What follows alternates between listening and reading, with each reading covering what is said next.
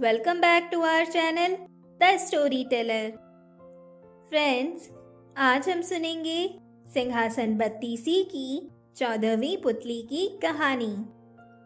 अगले दिन राजा भोज ने सिंहासन बत्तीसी पर बैठने का दृढ़ निश्चय कर लिया था और वह पूर्ण आत्मविश्वास के साथ सज्ज होकर सिंहासन बत्तीसी पर बैठने के लिए उसकी ओर बढ़े। तभी सिंहासन बत्तीसी से सुनैना नाम की 14वीं पुतली प्रकट हुई। वह राजा भोज को देखकर मुस्कुराई। तभी राजा भोज ने उसी आत्मविश्वास के साथ सुनैना की ओर देखा और उससे कहा, हे पुतली रानी, आज मैं आपके मुख से महाराजा विक्रमादित्य की एक और कथा सुनने के लिए अत्यधिक उत्साहित हूँ। अपनी कथा सुनाना आरंभ कीजिए। और राजा भोज के यह वचन सुनकर सुनैना ने अपनी कहानी सुनाना आरंभ किया। आगे बढ़ने से पहले फ्रेंड्स, जिसने हमारे चैनल को सब्सक्राइब कर दिया है उन सभी को धन्यवाद, और जिसने नहीं किया है वो प्लीज़ हमारे चैनल को सब्सक्राइब ज़रूर करें, बेल आइकन प्रेस करें और अगर वीडियो पसंद आए तो उसे लाइक और शेयर करना ना भूलें। इसके साथ ही आप अपने सुझाव अपने कमेंट्स के ज़रिए हमें ज़रूर से ज़रूर बताएं। सिंहासन बत्तीसी की 14वीं पुतली सुनैना ने जो कथा कही वह इस प्रकार है। राजा विक्रमादित्य सारे महान गुणों के सागर थे। उन जैसा न्यायप्रिय, दानी और त्यागी और कोई नहीं था। इन अद्भुत गुणों के अलावा उनमें एक और गुण था। वे बहुत बड़े शिकारी थे और निहत्थे भी। हिंसक से हिंसक जानवरों का वध कर सकते थे। उन्हें पता चला कि एक हिंसक शेर बहुत उत्पात मचा रहा है और कई लोगों का भक्षण कर चुका है। इसलिए उन्होंने उस शेर के शिकार की योजना बनाई और आखेट को निकल पड़े। जंगल में घुसते ही उन्हें शेर दिखाई पड़ा और उन्होंने शेर के पीछे अपना घोड़ा लगा दिया। वह शेर कुछ दूर पर एक घनी झाड़ी में घुस गया। राजा घोड़े से कूदे और उस शेर की तलाश करने लगे। अचानक शेर उन पर झपटा तो उन्होंने उस पर तलवार का वार किया। झाड़ी की वजह से वार पूरे जोर से नहीं हो सका, मगर शेर घायल होकर दहाड़ा और पीछे हटकर घने वन में गायब हो गया। वे सिंह के पीछे इतनी तेजी से भागे कि अपने साथियों से काफी दूर निकल गए। शेर फिर से झाड़ियों में छुप गया। राजा ने झाड़ियों में उसकी खोज शुरू की। अचानक उस शेर ने राजा के घोड़े पर हमला कर दिया और उसे गहरे घाव दे दिए। घोड़ा भय और दर्द से हिनहिनाया तो राजा पलटे। घोड़े के घावों से खून का फव्वारा फूट पड़ा। राजा ने दूसरे हमले से घोड़े को तो बचा लिया, मगर उसके बहते खून ने उन्हें चिंतित कर दिया। वे शेर से उसकी रक्षा के लिए उसे किसी सुरक्षित जगह ले जाना चाहते थे, इसलिए उसे लेकर आगे बढ़े।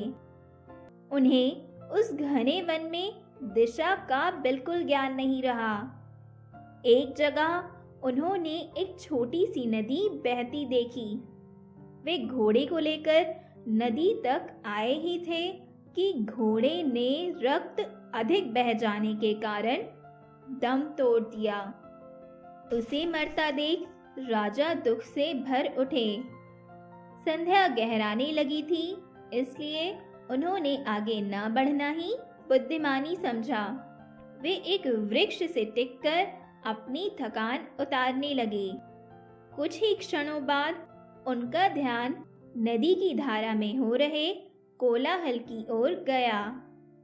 उन्होंने देखा दो व्यक्ति एक तैरते हुए शव को दोनों ओर से पकड़े झगड़ रहे हैं। लड़ते लड़ते वे दोनों शव को किनारे ले आए। उन्होंने देखा कि उनमें से एक मानव मुंडों की माला पहने विभत्स दिखने वाला कापालिक है और दूसरा एक बेताल है जिसकी पीठ का ऊपरी हिस्सा नदी के ऊपर उड़ता सा दिख रहा था। वे दोनों उस शव पर अपना अपना अधिकार जता रहे थे। कापालिक का कहना था कि यह शव उसने तांत्रिक साधना के लिए पकड़ा है और बेताल उस शव को खाकर अपनी भूख मिटाना चाहता था।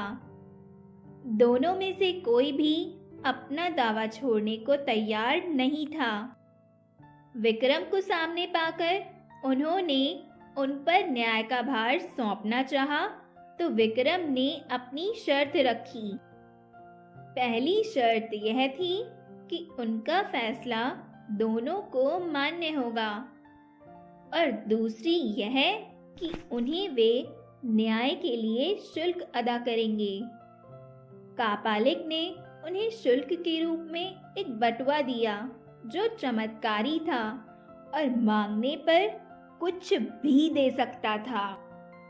बेताल ने उन्हें मोहिनी काष्ठ का टुकड़ा दिया जिसका चंदन घिसकर लगाने पर अदृश्य हुआ जा सकता था।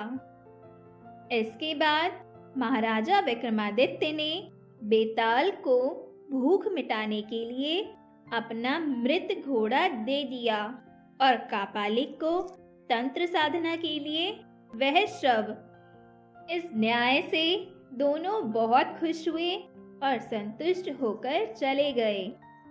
रात घिर आई थी और राजा को जोरों की भूख लगी थी, इसलिए उन्होंने बटुए से भोजन मांगा। तरह तरह के व्यंजन उपस्थित हुए और राजा ने अपनी भूख मिटाई। फिर उन्होंने मोहिनी काष्ठ के टुकड़े को घिसकर उसका चंदन लगा लिया और अदृश्य हो गए। अब उन्हें किसी भी हिंसक वन्य जंतु से खतरा नहीं रहा। अगली सुबह उन्होंने माँ काली द्वारा प्रदान किए हुए दोनों बेतालों का स्मरण किया और अपने राज्य की सीमा पर पहुंच गए। उन्हें महल के रास्ते में एक भिखारी मिला जो भूखा था। राजा ने तुरंत कापालिक वाला बटुआ उसे दे दिया ताकि जिंदगी भर उसे भोजन की कमी ना हो। राजा से वह बटुआ पाकर वह भिखारी अत्यधिक प्रसन्न हुआ और वहां से महाराजा विक्रमादित्य की जय जयकार करता हुआ चला गया।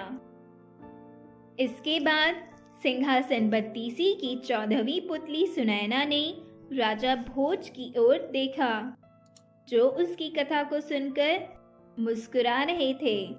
इसके बाद सुनैना ने राजा भोज से प्रश्न किया, हे राजन, क्या आप में भी महाराजा विक्रमादित्य की भांति ये सारे महान गुण मौजूद हैं? अगर ऐसा है तो आज आप इस सिंहासन पर अवश्य ही बैठ सकते हैं। परंतु राजा भोज पुनः मुस्कुराए और सिंहासन बत्तीसी से पीछे हट गए और इस तरह 14वां दिन भी व्यतीत हो गया और राजा भोज सिंहासन बत्तीसी पर नहीं बैठ पाए। तो दोस्तों, हमारी ये कहानी भी यहीं खत्म होती है और इस कहानी से हमें यह शिक्षा मिलती है कि एक श्रेष्ठ मनुष्य को दानवीर, त्यागी और साहस की भावना से परिपूर्ण होना चाहिए, बिल्कुल महाराजा विक्रमादित्य की तरह। अपने इन्हीं महान गुणों की वजह से उन्होंने शुल्क के रूप में प्राप्त हुए उस चमत्कारी बटुए को उस भिखारी को बेहिचक दान में दे दिया। यदि हम भी अपने जीवन में इन अद्भुत गुणों का अनुसरण करेंगे तो एक श्रेष्ठ व्यक्ति बनने में सफल हो सकते हैं। तो दोस्तों, अब बारी है चाणक्य नीति के एक सूत्र की। As night looks delightful when the moon shines, so is a family gladdened by even one learned and virtuous son। अर्थात विद्वान एवं सदाचारी एक ही पुत्र के कारण संपूर्ण परिवार वैसे ही खुशहाल रहता है जैसे चंद्रमा के निकलने पर रात्रि जगमगा उठती है। तो दोस्तों, चाणक्य नीति के इस सूत्र को जरूर ध्यान में रखिएगा और मेरे साथ मिलकर एंजॉय करिएगा मेरी interesting audio tales. Next video में हम फिर मिलेंगे सिंहासन बत्तीसी की एक और कहानी के साथ। तब तक के लिए आप सभी को मेरा नमस्कार और धन्यवाद।